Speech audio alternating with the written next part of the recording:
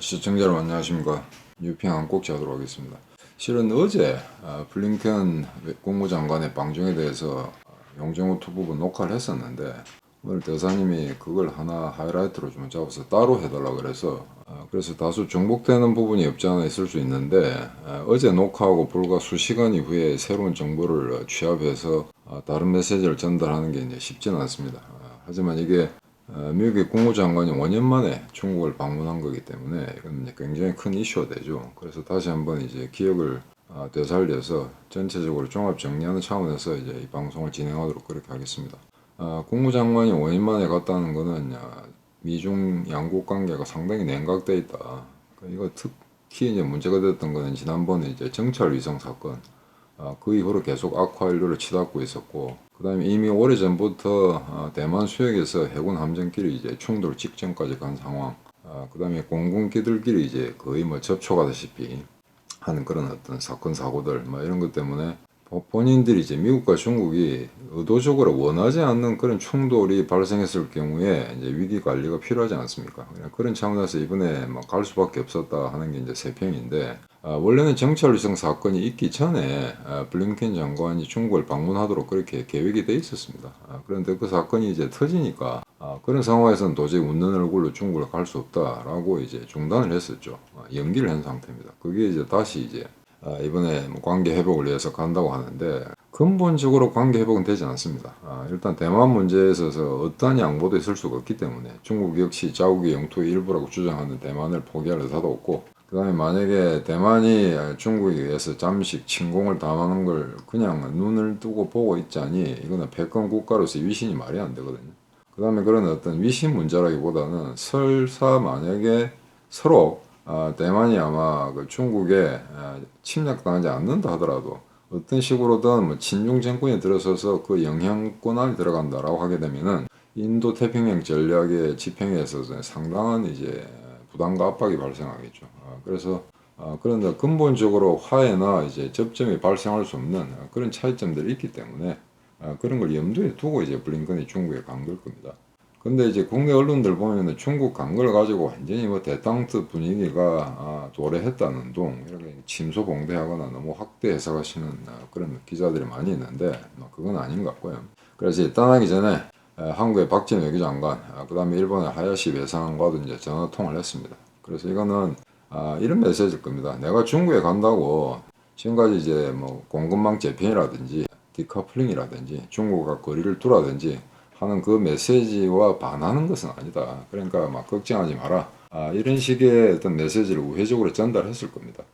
그럼 하나 이제 예의죠. 한국, 일본 가장 이제 안보적으로, 경제적으로 또 민감한 관계를 형성하고 있는 중국과의 어떤 그런 관계성 상에서 이런 나라들 한국과 일본 좀 따뜻할 필요가 있고 불필요한 의혹이나 그런 의심을 사지 않도록 하기 위해서는 그런 전화 통화가 필요했을 겁니다. 그래서 불과 1박 2일인데 뭐 꽤 오래 있었던 것처럼 이렇게 언론에 보도가 되고 있습니다. 워낙 긴 장거리를 가야 되니까. 그래서 일단 친강, 전에 이제 미국 대사하던 사람이죠. 친강이 외교부장이 됐고, 그 전에 외교부장을 하던 왕이는 공산당의 국무위원이 됐습니다. 그래서 친강 왕이 일단 만나고, 그 다음에 이제 시진핑하고도 이제 회담을 했는데, 좀 이상한 거는 되게 서구 선진국끼리 또는 뭐, 개독이라 하더라도 이제 정상들끼리 외교할 때는 방문 일정이 잡혀지면은 누구누구를 언제 만난다라는 게 다 확정이 됩니다. 그런데 이제 중국 이놈들은 왕이를 만나고 난 다음 그 시점에도 시진핑을 만나는 건지 안 만나는 건지 확답을 주지 않는 그런 상황이었습니다. 그런데 결국에 이제 만나게 됐는데 분위기는 막 그저 그렇더랬습니다. 근데 이제 그 정말 핵심적인 서로가 얼굴을 붉히면서 싸워야 될 그런 논쟁거리가 전혀 없었느냐? 그건 아닙니다. 분명히 이야기했죠. 하지만 그건 아마 합의를 하고 언론 보도에 내보내지 않는 걸 그렇게 했을 겁니다. 만약에 그게 합의를 하고 뭐 합의가 됐든 또는 뭐 불협화음을 뭐 자초했든 그걸 만약에 언론에 내보내겠다라면 공동 성명 형태로 하든지 아니면은 기자회견 때 굉장히 이제 독설이 섞인 그런 어떤 난타전이 벌어졌을 거라는 예상이 가능합니다만 일단 언론 보도에는 그런 건 나오지 않고 있습니다. 그래서 뭐 BBC를 위시하는 대개 서방 언론들이 일단 뭔가 합의점을 도출한 건 아무것도 없지만 일단 만남 자체는 의미가 있었다라고 애써 외교적인 표현으로 이번 블링켄의 방문을 이제 평가를 했습니다. 근데 좀 세세한 걸 들여다보면은 처음에 연회장 또는 회담장이 블링켄이 도착할 때秦刚외교부장이 이제 영어로 계속 응대를 했다는 거. 원래 근데 중국어들 자존심 세가지고 자국에서 누구를 이제 받아들일 때 대개 중국어로 통역을 하죠. 영어를 알고 있음에도 불구하고. 그래서 일단 이제 외교적 그런 제스처는 취했는데 뭐 둘 다 그렇게 뭐 웃는 모습 아니었습니다. 원래 블링켄이라는 사람이 그렇게 잘 웃지 않는 사람이거든요. 제가 알기로는 기억하기로는 역대 미국의 국무장관 중에 가장 미소가 적은 거의 뭐 무표정 얼굴로 일관하는 뭐 그런 사람입니다. 그래 어쩌다가 간혹 이렇게 뭐 미소를 짓는 광경도 있습니다만 파한대소하는 그런 광경은 거의 찾아볼 수가 없죠. 그래서 이제 냉랭한 분위기 속에서 일단은 뭐 서로가 민감하게 생각한 부분을 짚고 넘어가자 그런데 뭐 이유가 있었던 것 같습니다. 그래서 일단 기본적으로는 일단 그 미국과 중국이 경쟁을 하는데 블링컨 이야기입니다. 국제법 룰에 따라서 경쟁을 해야 된다. 이거는 뭐 어느 한쪽이 어느 한쪽을 집어삼키기 위한 그런 세계 대전으로 촉발될 수 있는 그런 위기 국면을 조성해서는 안 된다. 그래서 이런 대화가 필요하다. 그래서 이 대립 국면으로 치달을 수밖에 없는 최근에 어떤 민감한 상황들 이거는 이제 적절히 관리해 나갈 필요가 있다. 이런 메시지를 띄운 것 같습니다. 대화가 중요하다는 거죠. 진강은 뭐 국교 수립 이후에 최악의 지금 그런 미중 관계가 계속 진행돼서는 안 된다. 그래서 그런 블링켄의 이제 대화 제의에 대해서는 이제 응답을 한 셈입니다. 왕이하고는 뭐 특별한 이야기는 없었습니다만 왕이를 처음에 만나고 기자들한테 약간의 뭐 인사하고 그다음에 사진을 찍죠. 그다음에 회담장으로 옮기는데 그 과정에서 왕이가 한 번도 블링켄한테 이제 눈을 맞추지 않은 거, 이것도 상당히 이제 외교적 불편함을 감추지 않았던 것 같습니다. 외교 무대에서 꽤 오래 있었던 왕인데 그런 에티켓을 모르는 사람이 아닐 건데 그것도 굉장히 불편하다는 그런 심정을 이제 우회적으로 표현한 거겠죠. 참고로 이제 왕이는 이제 일본 대사였습니다. 일본에 있는 중국 대사였는데 일본말을 꽤 잘하는 걸로 그렇게 알고 있습니다. 그래서 아베하고는 몇 번 만나서 일본말로 주고받고 한 적도 있는 것 같고 골프를 꽤 잘 치는 그런 사람을 알고 있는데 중국 공산당도 골프 치는 관료들 별로 좋아하지 않죠. 그래서 최근에 눈치를 보고 있다 그런 또 후문도 있습니다. 근데 시진핑하고 이제 회담은 예상하던 대로 그런 덕담 수준의 이야기였고 그래서 시진핑 같은 경우도 이게 윈윈할 수 있다. 제로섬 게임이 아니다라는 식의 어떤 언급을 했습니다. 그리고 블링켄이 이제 마지막 그 회담을 다 마치고 난 다음에 기자회견에서 한 번의 회담, 한 번의 회의로 모든 갈등이 해소되거나 새로운 합의점에 도달할 수 있는 그런 건 아니다. 그래서 일단 이거는 이제 끝이 아니고 시작일 뿐이다라는 이제 그런 식의 메시지를 전달했습니다. 그래서 이게 성과가 있다 없다라고 이제 말하기는 좀 어려운 거죠, 사실은. 그럼 지금 이 국면에서 성과가 있다면은 일종의 이제 그 중국에 대한 포위구도 이걸 갖다가 지금 요 수년간 계속 만들어 왔는데 그럼 그걸 와해시킬 것인가 그런 건 아니라는 거죠. 그래서 기본적으로는 이제 중국을 의하간 이제 힘을 빼기 위한 미국의 전략은 이미 시작되고 있습니다. 그리고 그건 언젠가 끝을 볼 때까지 계속 진행됩니다. 근데 이제 최근에 바이든 대통령이 중국의 시진핑하고 만날 필요가 있다. 그 다음에 이 분위기를 갖다 좀 바꿔야 된다라는 그런 어떤 은연중에 그런 메시지를 전달했을 거예요. 그 다음에 이제 중립적인 언론에서도 아마 조만간 만날 거다. 저렇게 안 만날 수가 없으니까. 예컨대 이제 바이든 그 이전에 트럼프 같은 경우에는 취임하고 나서 10개월 만에 중국을 방문했거든요. 근데 지금 바이든 시진핑 같은 경우에는 제3지역에서 국제회의 때 잠깐 만난 적은 있으나 정상회담을 중국과 미국에서 한 적은 없습니다. 그래서 만약에 이번에 기회가 된다면 이번에 블링컨이 갔을 때 외교 채널을 정상화하자, 고위급 인사들의 교류를 적극적으로 추진하자 라는 데서는 원칙적으로 합의가 있었기 때문에 조만간 중국의 총리가 미국을 방문한다든지 친강 외교부장이 미국을 방문한다든지 하는 것은 큰 어려움이 없을 겁니다. 그런데 정상회담 그럼 어떻게 되느냐. 일단 미국 측에서의 제스처를 보였기 때문에 중국도 대응하지 않을 수가 없죠. 그래서 11월 달에 에이펙 회의가 미국에서 열립니다. 샌프란시스코에서요. 그래서 그때 아마 정상회담을 하지 않을까. 그러면 이제 정찰기구 해프닝으로 지금까지 굉장한 냉각 관계를 가지고 있는데 사실 그보다 더 큰 문제는 대만 수역에서 이제 군함길이 중국과 미국의 군함길이 거의 충돌 직전까지 갔다는 그게 더 아마 군사적으로는 더 민감한 상황일 겁니다. 그래서 그런 식으로 이제 점쳐지고 있었는데 이게 좀 문제가 생겼죠. 블링컨의 방중 일정을 마치고 돌아오니까 바이든이 중국의 시진핑을 독재자라고 이제 지칭을 해버렸습니다. 지금 이제 대선 국면에서 모금 운동을 하는 어느 도시에서 정찰기구 위성 그 이슈를 이야기하면서 그 당시에 정찰 위성이 미국 상공에서 격추된 그 사실을 시진핑은 알지도 못했다는데 알지도 못했다는 그 사실은 독재자로서는 창피한 일이다 이런 식의 이제 표현을 했습니다. 그래서 이게 난리가 났죠. 중국에서는. 원래 저런 이제 모욕적인 발언이 나오고 이러면 이제 즉각적으로 반응하는 게 또 중국입니다. 그래서 모처럼 블링컨이 중국에 갔고 완전한 대탕트는 아님에도 불구하고 뭔가 이제 대화의 문고를 텄다라는 게 이제 대세적인 그런 평가인데 하필 왜 여기에 물을 끼얹는 발언을 하느냐 이 가지고 이제 문제가 발생했죠. 그래서 요 며칠 동안에 완전히 이제 찬물 온탕 냉탕 이런 식의 어떤 뉴스들이 막 이제 관제되는 그런 상태입니다. 굉장히 헷갈리실 건데 이게 과연 실수냐 아니면 의도적으로 한 거냐 그건 알 수가 없죠. 영원히 확인이 안 될 겁니다. 이게 실수라고 한다면 바이든이 그네 실수했다라고 절대 말하지 않죠. 그건 이제 패권 국가 1위 패권 국가의 수장으로서는 도저히 창피해서 그런 이야기 할 수가 없죠.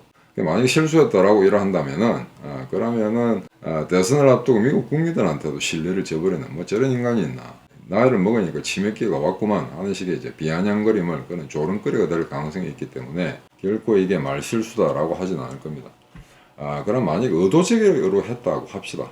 그럼 왜 의도적으로 했을까? 일단 블링컨이 중국에 갔다 와서 돌아와서 보고를 했을 겁니다. 이래저래한 직접 대면하기 직전에 그게 발생했다면은 아마 문서로라도 텔렉스로 일단 받았겠죠. 그 내용을 수시로 전화를 하면서.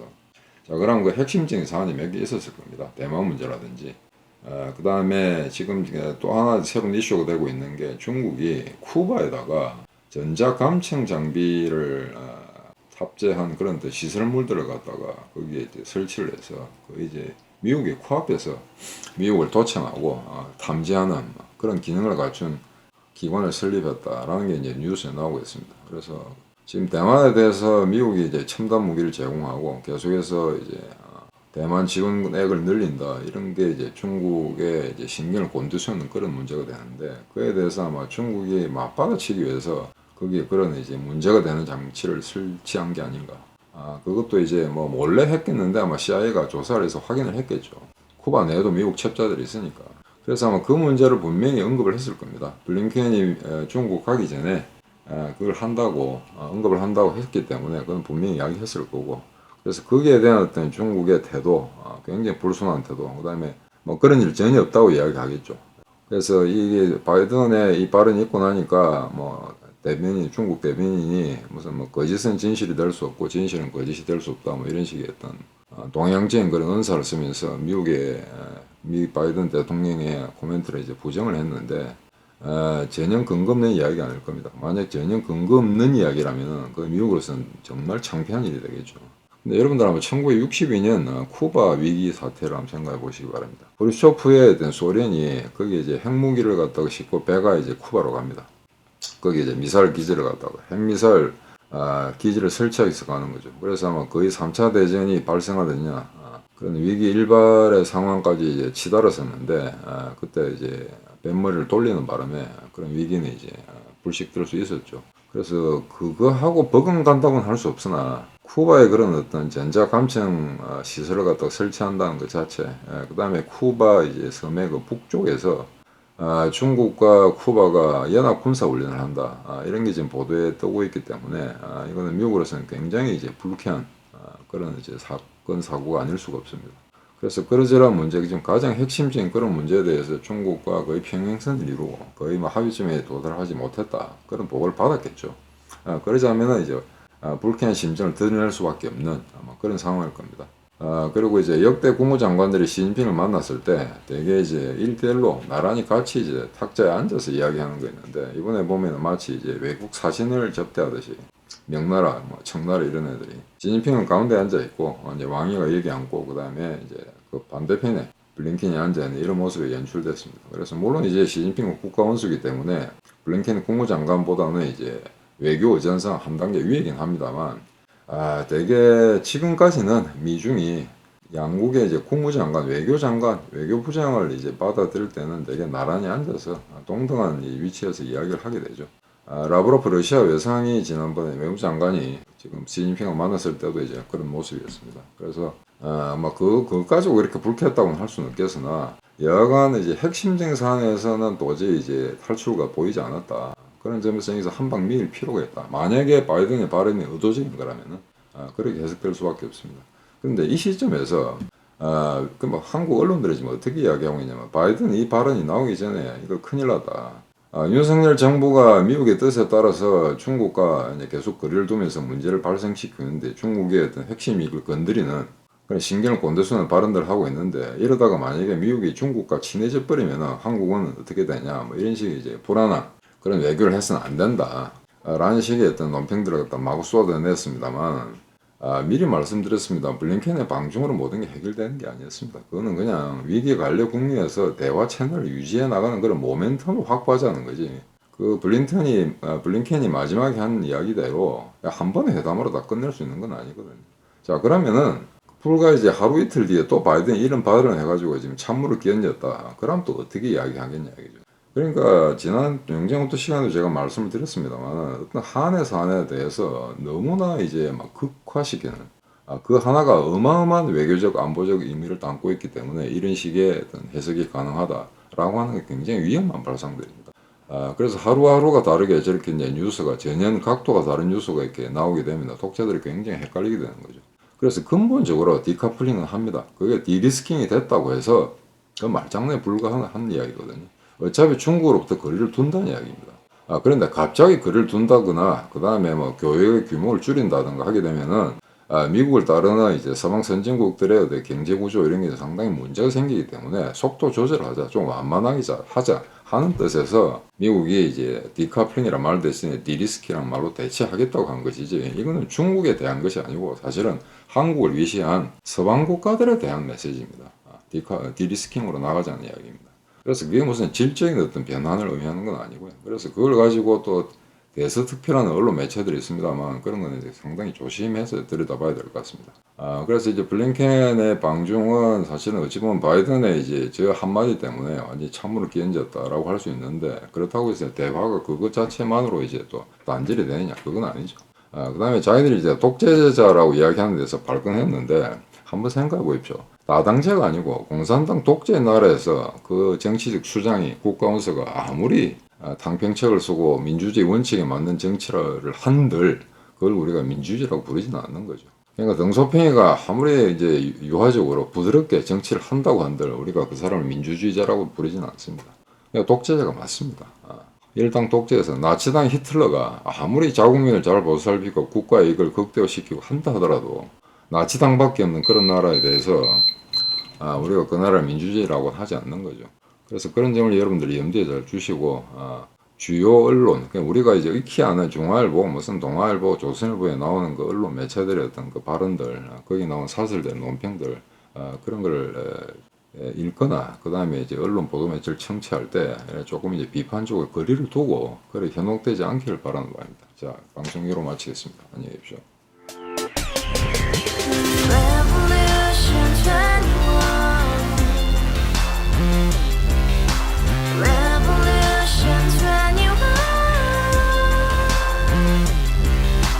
서른 월세 30 코인빚만 300 서울에 온지 벌써 10년 아둥바둥 버텼지만 여전히 난 반지 하에 제왕 곰팡이 연문제약 내 미래는 깡통망통 완전히 폭망 고시원 창문만큼 작아진 내 꿈 연애 결혼 내 집 모든 게 헛꿈 1년 전 떠난 여친 울며 말했지 같이 스파자 평생 가본 게 꼭꼭꼬라지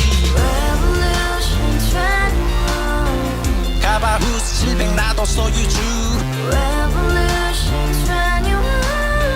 가바후스 700 나의 소주 택시기사 우라부지 마트 캐셔 울어무니 우리 집안 다 털어봤자 후줄 그래 개선민 내 미래 거기서 팍 끝난 거지 팍 더 이상 노력 따윈 괴물이 스펙 찾아서 말리 비오는 날 알바 잘려 맨날 학원 날 개쳐 발려 밤비 내리는 양화대교 홀로 걷고 있을 때 현수막에 아로 새겨진 평당 700짜리 아파트 다같이 소리 질러 혁명 21 가바후스 700 나도 소유주 가바후스 700 나의 소주